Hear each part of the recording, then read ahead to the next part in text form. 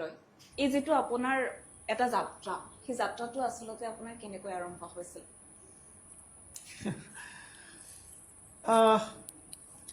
এইটো হঠাৎ হোৱা যাত্ৰা নহয় যদিও তাৰ ৰিজাল্টটো এনেকৈ দেখা হৈছে যে হঠাতে হৈছে এইটো এটা দীঘলীয়া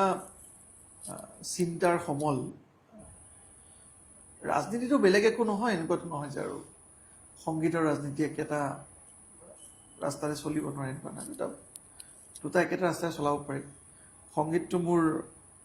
পেচা বুলি মই কেতিয়াও ভবা নাই মোৰ নিচাই হয় আৰু নিচাটোৰ লগত জড়িত আৰু এটা নিচা ৰাজনীতিটো এটা নিচা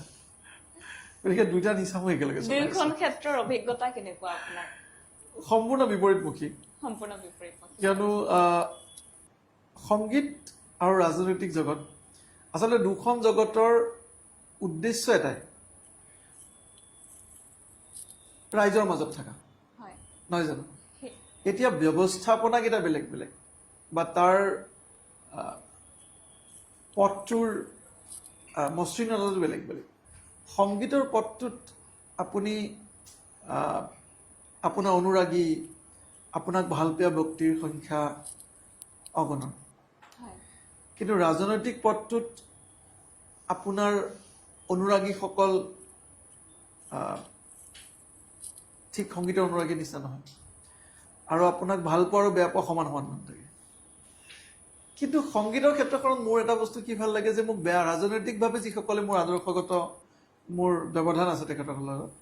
সেইবোৰ মানুহৰো বহুতখিনি মোৰ আকৌ সংগীতৰ অনুৰাগী আছে গতিকে সেইটো এটা বেলেগ ধৰণৰ অভিজ্ঞতা যে ৰাজনৈতিক আদৰ্শ বা মতানৈক্য থকাৰ পিছতো তেখেতসকল মোৰ সংগীতৰ হয়তো অনুৰাগী আৰু মই তেখেতসকলক সেইটো বিভাগতে মানে সেইটো ঠাইতে তেখেতসকলক সেইটো দৃষ্টিয়ে সন্মান কৰোঁ যে আৰু তেখেতসকলে মোক তেনেকৈ চায় যে সংগীতৰ ক্ষেত্ৰত আমি তোমাৰ অনুৰাগী কিন্তু ৰাজনৈতিক ক্ষেত্ৰত তোমাৰ আমাৰ মতাদৰ্শ আছে আৰু সেইটো এটা ভিতৰত থকা বিৰাট সেই আচলতে মোৰ আৰু মোৰ জীৱনটোৰ মাজৰ সৌন্দৰ্য সেইটোৱে মই সেই সৌন্দৰ্যটো বিচাৰি পোৱা আছে লগতে আপুনি অসমৰ সংগীত জগতত বহুকেইটা জনপ্ৰিয় গীত উপহাৰ দি থৈ দিছে আৰু এই ক্ষেত্ৰত এই সংগীতৰ যাত্ৰাটো আপোনাৰ প্ৰথমে কেনেকৈ আৰম্ভ হৈছিল দৰ্শকৰ বাবে অলপ মই প্ৰতিটো ইণ্টাৰভিউত কওঁহে যে সংগীতৰ যাত্ৰাটো আৰম্ভ হোৱাটো এটা বেলেগ দীঘলীয়া মানে ইণ্টাৰভিউ লাগিব বা দীঘলীয়া কথা লাগিব বাট কিন্তু ডিব্ৰুগড় বিশ্ববিদ্যালয়ৰ পৰা আৰম্ভ নাই মোৰ সংগীতৰ যাত্ৰা আৰম্ভ হৈছে টিহুৰ পৰা আৰু তাত মই প্ৰথম আদিপাঠ লৈছোঁ মোৰ গুৰু আছিলে আমাৰ মহেশ শৰ্মা ছাৰ কেইদিনমান আগতে মই গৈ আছোঁ শৰ্মা ছাৰৰ তাত প্ৰথম সংগীতৰ আদিপাঠ লৈছিলোঁ টিহু ভাতখান্দে সংগীত বিদ্যালয় আছিলে তেতিয়া তাৰপিছত হাইস্কুলত পঢ়ি থাকোঁতে টিহু হাইস্কুলত পঢ়ি থাকোঁতে গানৰ চৰ্চা চলিছিলে টিহুৰ বিভিন্ন অঞ্চলত ওচৰ চুবুৰীয়া গাঁওবিলাকত মই ফাংচন কৰিবলৈ গৈছিলোঁ কম্পিটিশ্যন কৰিবলৈ গৈছিলোঁ তাৰপিছত মই টিহুৰ বিহু ফাংচনত গান গাই পেলাই কেছেটত গান গাবলৈ সুযোগ পালোঁ তাৰপিছত ডিব্ৰুগড় বিশ্ববিদ্যালয়ত গানৰ আৰু এটা বেলেগ মানে কানেকশ্যনছ পালোঁ গতিকে দুটা ঠাইৰে মোৰ মানে অভিজ্ঞতা আছে আৰু তেনেকেই লাহে লাহে লাহে লাহে এখোজ দুখোজকৈ আগবাঢ়িছিলোঁ আৰু নিৰ্বাচন আহি আছে ইলেকশ্যন খেলিব আমি শুনামতে টিহু সমষ্টিৰ পৰা বিজেপি দলৰ প্ৰাৰ্থিত্বৰ অংশীদাৰ আপুনি এই ক্ষেত্ৰত কি ক'ব চাওক শুনিবলৈতো বহুত কথা আপুনি যেনেকৈ শুনে ময়ো শুনো আজিকালি নিউজ পৰ্টেলে কিবা কিবি বজাই থাকে কিন্তু মোৰ আজি আপোনাৰ ইণ্টাৰভিউটোত মই সেই নিউজবোৰ বাজিলে মই নিজে আচৰিত হওঁ যিটো বস্তু মই নিজে নাজানো নিউজে কেনেকৈ জানে মই একদম বিৰাট আচৰিত হৈছোঁ যে মই নজনা বস্তুটো নিউজে কেনেকৈ জানে ইণ্টাৰেষ্টিং বস্তু দিছে ভাৰতীয় জনতা পাৰ্টীত যদি মই কওঁ যে কোনো কেণ্ডিডেটে বা কোনো ব্যক্তিয়ে অহাকালি কি হ'ব নাজানে আৰু নজনাটো আমাৰ এক আদৰ্শ যেনেকৈ বেলেগ দলত এক বছৰ দুবছৰ আগতে গম পাই যায় যে এক বছৰ পিছত এইটো হ'বলৈ আছে ভাৰতীয় জনতা পাৰ্টীত নেক্সট ঘণ্টাত কি হ'ব এইটো কোনো গম নাপায় তাৰপিছত যেতিয়া নিউজবোৰ যেতিয়া আহে নহয় সেইবোৰ আমাৰ কাৰণে খুব এণ্টাৰটেইনমেণ্ট হয় মানে এতিয়ালৈকে আপুনি চিয়ৰ নহয় কেতিয়াও নহয় মই নহয় কোনো চিয়ৰ নহয় লগতে আপুনি যেতিয়া ৰাজনীতিত আহিলে এই ক্ষেত্ৰত সাংস্কৃতিক ক্ষেত্ৰখনত আপোনাৰ কিবা প্ৰভাৱ পৰিছে নেকি মোৰ ভাল হৈছে মোৰ কিয় ভাল হৈছে চাওক মই মাননীয় মুখ্যমন্ত্ৰী ডাঙৰীয়াই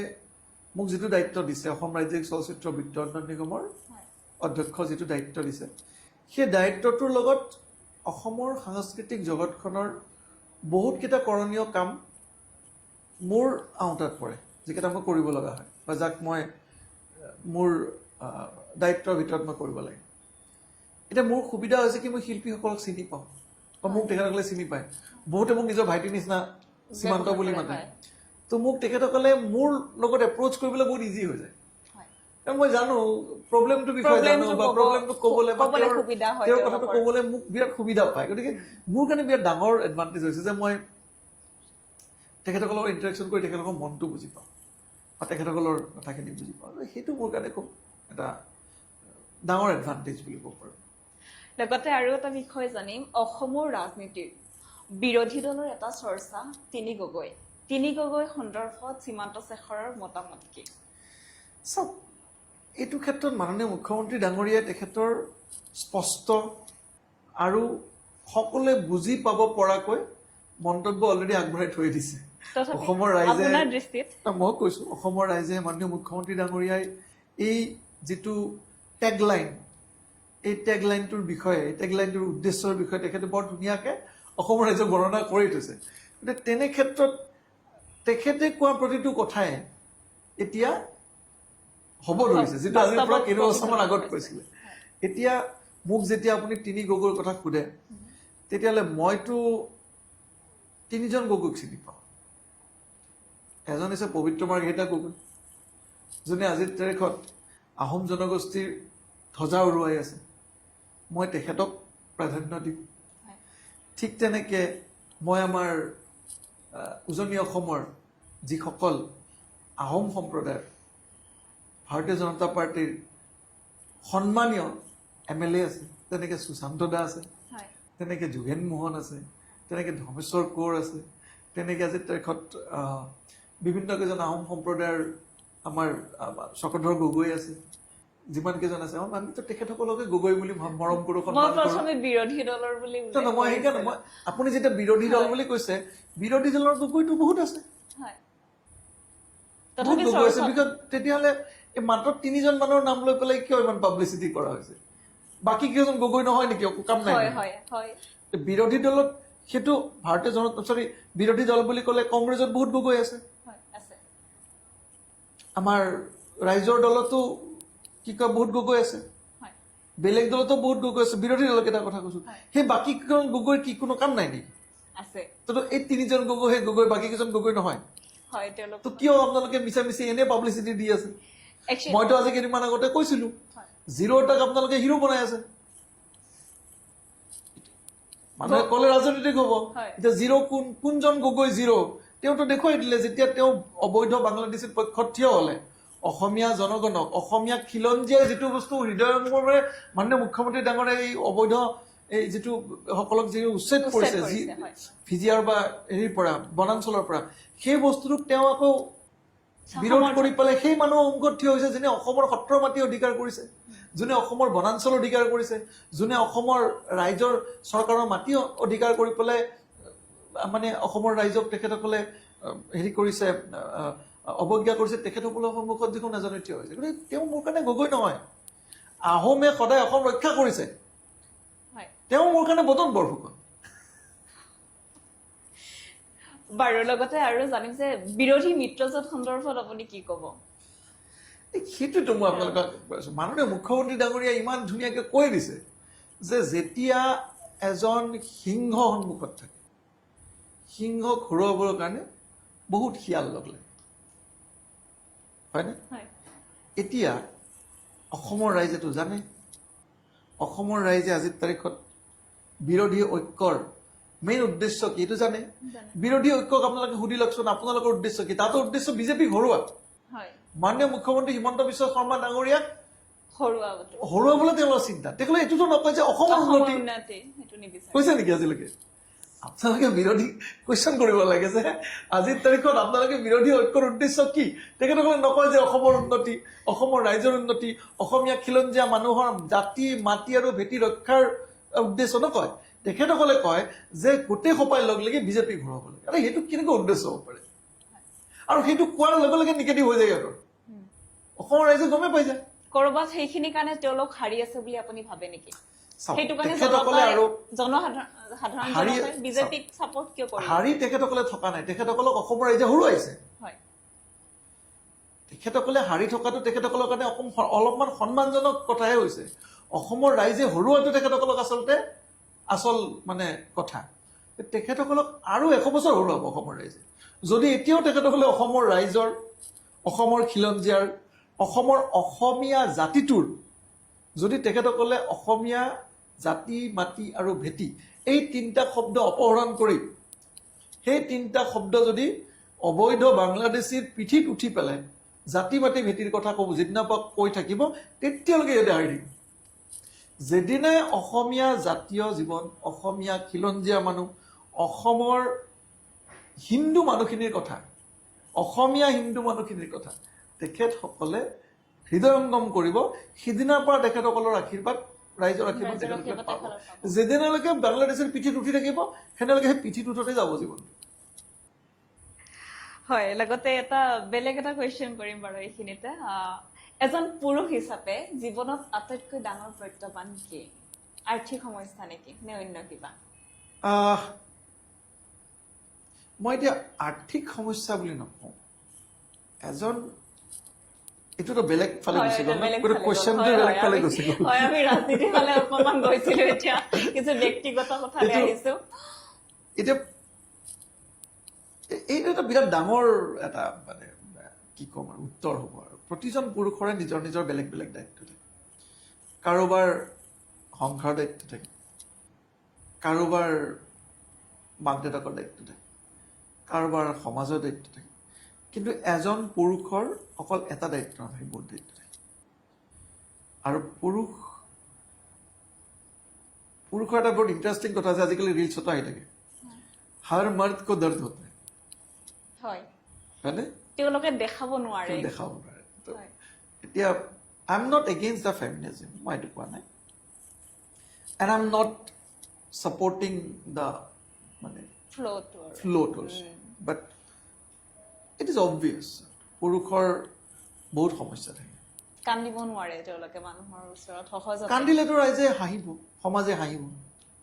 পুৰুষে যদি কান্দে সমাজে কাপুৰুষ বুলি কয়, কিন্তু পুৰুষে যেতিয়া কষ্ট পায় তেতিয়া হয়তো পুৰুষে বুজাব নোৱাৰে। জীৱনত সুখী হবলৈ মানি ডাজন্ট মেটাৰ, এই বাক্যষাৰ আপুনি সঁচা বুলি ভাবেনে? নাই, মই মিছা কওঁ। মিছা। পইচা মেটাৰ কৰে জীৱনত? চাওক, জীৱনত সুখী হবলৈ অকল পইচাই মেটাৰ নকৰে, সেইটোৱে শুদ্ধ প্ৰশ্ন। কিন্তু পইচা মেটাৰ কৰে। মানুহে যদি কয় যে মানে মানি কেন বাই হেপিনেছ, এইটো সম্পূৰ্ণৰূপে সঁচা কথা নহয়। আজি হয়তো মই আপোনাৰ পডকাষ্টত কোৱাৰ লগে কালি বহুতে সেইটো লৈ পেলাই ট্ৰল কৰিব, কথা পাতিব, কিন্তু যিসকলে ট্ৰল কৰে সিহঁতেও জানে যে পইচা নহলে আজি যে আৰু যিসকলৰ পইচা নাই তেওঁলোকে হয়তো এইটো বস্তু বিশেষকৈ পইচা নোহোৱাটো আকৌ নিজৰ দোষ। পইচা নোহোৱাটো নিজৰ দোষ দেই, এইটো আনৰ দোষ কেতিয়াও হ'ব। আমি কি কৰো, আমি আনক দোষ দি পেলাই নিজে বাচো যে মোৰ চাকৰি নাই বিকজ মোক আজি চৰকাৰে চাকৰি দিয়া নাই, মোৰ আজি পইচা নাই মোক সুবিধা দিয়া নাই। পৃথিৱীত চব বস্তু সুবিধা নিজে, এইখন ইমান কম্পিটিটিভ ৱৰ্ল্ড, আজি মই নকৰিলে বেলেগ এটাই কৰি যাব, হয় নহয়? তো মই কিয় কম্পিটিশ্যনটো জঁপিয়াই নপৰোঁ? পাৰো নাপালো পিছৰ কথা, বাট কম্পিটিশ্যনটো কৰিব লাগিব, হাৰিলেতো নহ'ব ন। কিন্তু যদি হাৰো আমি বেলেগক দোষ দি দিওঁ, এইটোও নহ'ব। এতিয়া পইচা কথাটো এনেকুৱা যে আপুনি যিমান ফিলেন্থ্ৰপিষ্ট দেখিছে, ফিলেন্থ্ৰপিষ্ট, so many philanthropists are there, মোক এটা দুখীয়া ফিলেন্থ্ৰপিষ্ট উলিয়াই দিছোঁ, এটা ছিংগল। কঠিন হ'ব। কঠিন নাই, দুখীয়া ফিলেন্থ্ৰপিষ্ট কোনো নাই। সেইকাৰণে হয়তো কয় চাগে যে মানুহ দুখীয়া হৈ জন্ম লোৱাটো ভুল নহয়, কিন্তু দুখীয়া হৈ মৃত্যু হোৱাটো ভুল। Yes, correct, absolutely correct. যে you are born poor, that's not your fault. If you die poor, it's your fault. হয়। কাৰণ চাওক, আপুনি যদি দুখীয়া হৈ জন্ম লয়, that means আপোনাৰ হাতত what is the meaning of দুখী? দুখীয়াৰ মিনিংটো কি? যে মোক যিকেইটা অপৰচুনিটি, মোক সুবিধা লাগে, সুযোগকেইটা মোৰ হাতত নাই, এতিয়া মই তাক বনাই ল'ব লাগিব। যদি পালাই তুমি, তেতিয়াহ'লে তুমি বনালা কি লাইফটো? তুমিতো একো কৰিব নোৱাৰিলা। কত ধনী মানুহৰ ল'ৰা ছোৱালী দেখিছো বাপেকৰ গোটেই সম্পত্তি বিকি লাষ্টত দুখীয়া হৈ যায় হয় বিকজ সি নাজানে বনাব কেনেকৈ লাগে বনোৱা বস্তু কিনি পেলাই দিলে এতিয়া দাদা মোক এতিয়া মোৰ ওচৰত মানুহে দাদা মই জীৱনটোত গান গাব খোজো কিন্তু মই সুবিধা পোৱা নাই আৰু যিখিনি সমল আছে বনাই লওক সুবিধাখিনি কোনে কাক সুবিধা দিব পৃথিৱীত এখন কম্পিটিটিভ ৱৰ্ল্ড প্ৰতিযোগিতামূলক ইয়াত সুবিধা পাবলৈও তুমি সুবিধা পোৱাৰ যোগ্য হ'ব লাগিব প্ৰথম সুবিধা ল'বও জানিব লাগিব ল'বও জানিব লাগিব মই বদমাচি কৰিব দিয়া নাই হয় কিন্তু যোগ্যতা অৰ্জন কৰাটো প্ৰথম যে মানে কাবিল বনো পেলে কামিয়াবী ছাট মাৰকে পিছে ভাগি হয় লগতে আৰু কিছু ব্যক্তিগত কথালৈ আহিছো আপুনি প্ৰথম প্ৰীতিবাক ক'ত লগ পাইছিলে এইটোতো দীঘলীয়া এটা বক্তব্য হৈ যাব অলপ প্ৰেমলৈ আহিছো আমি we met in social media social media প্ৰায় আৰম্ভ হ'ল আমাৰ প্ৰেমৰ প্ৰস্তাৱ কোনে দিছিলে প্ৰথমে নাই আমি কোনো দিয়া নাই কোনো দিয়া নাই তেনেকে বিয়া হৈ গ'ল মানে বিয়া হবি নেকি বিয়া হৈ গ'ল প্ৰেমৰ প্ৰস্তাৱ নিদিয়া আৰু আপোনালোকৰ এতিয়া 10 বছৰ হৈ গ'ল চাগে এটা মানে সন্তানৰ আপুনি পিতৃ হিচাপে আপোনাৰ দায়িত্ব আপুনি সময় দিব পাৰেনে পৰিয়ালক অফক'ৰ্চ দিব লাগিব মই তাক যোৱাকালি তাক ছামাৰ ভেকেশ্যনৰ কাৰণে মই কেইদিনমান আগতে তাহাঁতক বাহিৰলৈ লৈ গৈছিলোঁ সিহঁতে ফুৰি মেলি আহিলে যোৱাকালি সি ক'লে মই গোটেই ফ্ৰেণ্ড চাৰ্কেল লৈ মই ক'ত যাব বিচাৰিছোঁ মই কৈছোঁ ঠিক আছে শ্বিলং গুচি যাওঁ শ্বিলঙত আমি এটা চুইমিং পুল বুক কৰিলোঁ তাহাঁতক কৰিলোঁ কিন্তু তাৰ ফ্ৰেণ্ড চাৰ্কেলবিলাকো ইজ ভেৰি কুৱাইট নৰ্মেল মানে মই তাক বহুত বস্তু এক্সেছ নিদিওঁ সি একো স্পেচিয়েল বস্তু নাপায় সি নিজে লৈ ল'ব লাগিব আমি তাক এটা বেলেগকৈ ডাঙৰ দীঘল কৰিছোঁ যে যেতিয়া আমি ক'ত বজাৰলৈ যাওঁ আমি তাক তাৰ বাজেট কৈ দিওঁ যিটো বিচাৰে সেইটো দিয়া নহয় তাৰ মানে ইম্পচিবল কেতিয়াও নাপায় আমি তাৰ বাজেট কৰি দিওঁ যে তোৰ হাতত 1000 টকা আছে 1000 টকাৰ ভিতৰত তই কিনিলে কিনিব লাগিব খালে খাব লাগিব তই মিলাই ল'বি এতিয়া সি দোকানত গৈ পেলাই তাৰ পুতলা ভাল লাগে মোৰ এতিয়াও মনত আছে সি পুতলা দুটা আছে এটাৰ দাম 500 টকা এটাৰ দাম 600 টকা এইটো 1100 হৈ গ'ল এতিয়া সি মোক সোধে দেউতা এইটোতো 1100 হৈ গ'ল বুজো নাই বাজেটটো 1000 প্লিজ তই মিলাই লওঁ কি কৰিবি লাষ্টত তাৰ ইটোও ভাল লাগে এবাৰ চাই সিটো ভাল লাগে এবাৰ চাই দুটা সি ল'বও নোৱাৰে বিকজ তাৰ বাজেট এক্সিড কৰিছে গতিকে সি যিকোনো এটা থৈ আহে কৈছে এইটোৱে ল'ম দিয়া মই বাকী 400 টকাৰ কিবা এটা খাই ল'ম সন্তানক দায়িত্বশীল কৰিবলৈ ক'ৰবাত আমি এনেকে বাজেট দিয়াটো প্ৰয়োজন নেকি আমি মানে মই আৰু প্ৰীতি আমি দুটাৰ অলপমান চিষ্টেমটো আমি বেলেগকৈ ডাঙৰ দীঘল কৰোঁ তাক যে আমি বহুত পাই মেলি ডাঙৰ হোৱা ল'ৰা ছোৱালী নহয় হয় বিশেষকৈ মই নহয় প্ৰীতিয়ে পাইছে বাৰু ভেৰি বৰ্ন ৰিচ টাইপ মই সাধাৰণ ঘৰৰ পৰা বিলং কৰিছোঁ মা দেউতাই বস্তুবিলাক সাধাৰণভাৱে শিকাইছে আমি দুখীয়া নহয় ঠিকে আছে middle class family middle class mentality এটা আছে যে যিটো লাগে যদি তোক চেণ্ডেল এযোৰ লাগে তই এযোৰ ল এযোৰ কিনি আৰু এযোৰ এনে থৈ নিদিবি যেতিয়া সেই চেণ্ডেলযোৰ তোৰ আনকমফৰ্টেবল হ'ব তই আৰু এযোৰ লৈ ল'ব পাৰ একো প্ৰব্লেম নাই চ' ময়ো তাক এইটো ৰাস্তাটো শিকাইছোঁ যে যিটো বস্তু তোক নালাগে সেই বস্তুটো আজি তই নিকিনিবি কাৰণ এদিন তোৰ লগা বস্তু তই বিক্ৰী কৰিব লাগিব কিন্তু নহ'লে আৰু সেই বস্তুটোকে মই শিকাব বিচাৰোঁ যে আমি যে ল'ৰা ছোৱালীক যে আজিৰ তাৰিখত ব্ৰেণ্ডেড বস্তু শিকাওঁ যে ব্ৰেণ্ডেড কাপোৰ পিন্ধিব লাগে ব্ৰেণ্ডেড জোতা পিন্ধিব লাগে শ্ব'জিম বহুত কৰোঁ যে সামাজিক মাধ্যমত 5 ষ্টাৰ থাকিব লাগে মানে অমুক কৰিব লাগে তমুক কৰিব লাগে কিবা কৰিব লাগে যেতিয়া সি কষ্ট নোপোৱাকৈ বস্তুটো পাব নহয় এতিয়া তাৰ ভেলু সি কেতিয়াও বুজি নাপাব এনেকুৱা বহুত মানুহ আছে যে যোনে কষ্টৰ ভেলুটো বুজি পায় যেদিনা আপুনি তাক ভেলুটো শিকাই দিব ন তাৰপিছত আপুনি তাক দিদিয়াকৈ ইনফেক্ট নকৰে সি বিজনেছ ক্লাছত যায় সি মাৰ্চিডিজত উঠে সি এম্বেচেডৰত উঠে তাত কোনো এফেক্ট নপৰে কিন্তু প্ৰথমতে তাক বুজাওক what is the value of that what is the value of a branded cloth আপুনি আজি আপুনি ধনী আপুনি বহুত পইচা আছে আপুনি তাক আজি ৰলেক্স ঘড়ী এটা 17 লাখ টকাৰ ঘড়ী এটা কিনি দিব পাৰে মেট্ৰিক পাছ কৰি যোৱা লৈ আপুনি কিনি দিয়ক কোনো মানা কৰা নাই কিন্তু ডাজ ই ভেলুটো বুজি পায়নে সেইটো জানিব লাগিব to let him earn it আপুনি সেইকাৰণে ল'ৰা ছোৱালীক আজিকালি কণ্ডিশ্যনছ দিব লাগে যে তই ঠিক আছে তই এইটো পঢ় তই যদি পঢ় যিটো আমাৰ মা দেউতাহঁতে কৰিছিলে যে তই যদি ভালকে মেট্ৰিক পাছ কৰ চাইকেল এখন কিনি দিম হয় সেইটো আছিলে তো মা দেউতা চাইকেল তেতিয়াও কিনি দিব পাৰিলে কিন্তু মেট্ৰিকটো পাছ ভালকে কৰাৰ পিছত আজি কিন্তু মই 1st ডিভিজন পালোঁ মোক চাইকেল দিব লাগিব মোৰ হৈছে মই মেট্ৰিকত 1st ডিভিজন পোৱাৰ দিনা চাইকেল বিচাৰিছিলোঁ তেতিয়া হিৰো চাইকেল আছিলে হয় কণ্ডিশ্যন আছিলে তো কণ্ডিশ্যন কিয় আছিলে যে you have to earn it উপাৰ্জন কৰিবলৈ শিকিব লাগিব তেতিয়াৰ পৰা এইটো প্ৰেক্টিকেল ব্যৱহাৰিক শিক্ষা বুলি কয় হয় সুখ আৰু ভালপোৱাৰ সংজ্ঞা আপোনাৰ মনত কেনেকুৱা এই চাওক পৃথিৱীত এবছলুট ভাল পোৱা বুলি কোনো বস্তু নাথাকে there is nothing like I love you, you love me. ভাল পোৱাটো ট্ৰানজেকশ্যনেল হ'ব নালাগে আৰু আজিকালিৰ দিনত ভাল পোৱাটো ট্ৰানজেকশ্যনেল সেইকাৰণে চাব maximum girlfriend and boyfriend they are very possessive to each other because ট্ৰানজেকশ্যনেল যে মই তোক এইটো দিছোঁ তই মোক এইটো দিছ সেইটো দিব লাগিব মই ট্ৰাষ্টৰ কথা কোৱা নাই মই লয়েলিটিৰ কথা কোৱা নাই trust loyalty is a different thing trust loyalty ইমান থাকিব পাৰে বাট এইটো নহয় যে মই যিটো মানে তই কৰাটো ভাল পাওঁ তই সেইটো কৰিবি তেতিয়া দুটা মানুহ তললৈ যায় ওপৰলৈ নাযায় সেইকাৰণে ব্ৰেকআপ হৈ যায় হয় this is the reason of maximum reason for the breakup is the possessiveness and the possessiveness itself is a transactional value যে মই ভাল পাওঁ যে তই এইটো এইটো কৰিবি কৰিবি। আৰু তই সেইটোৱে কৰিব লাগিব আৰু যিদিনা এইটো আৰম্ভ হৈ গ'ল ন ইট ইজ ভাইচ ভাৰ্চা কণ্ডিশ্যনটো যেতিয়া দিয়া হয় এইটো কৰিব লাগিব